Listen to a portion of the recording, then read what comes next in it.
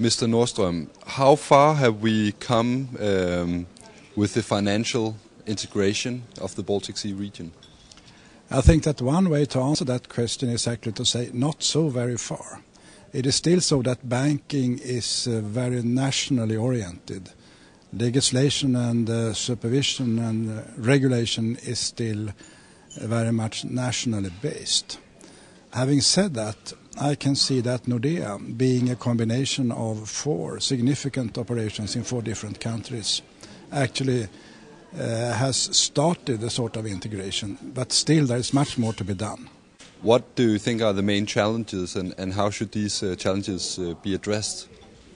I think that one difficulty that we face in general is that the political interest in each and every country is at the end of the day too strong in its saying. I think we have to do much more of unification in the Nordic area and around the Baltics in order to take out the advantages of.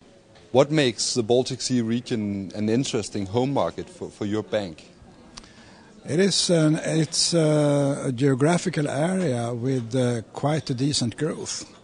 I mean, on a European scale, it is maybe the best area right now in many respects. And that's, of course, interesting for a bank. Do you see any further consolidation of the banking industry in the region?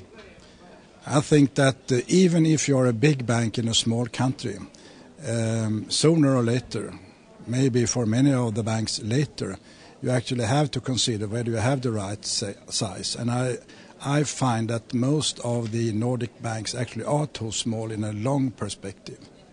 In regards of financial integration of the region, what do you think a forum like this, Baltic Development Forum, can play in that sense?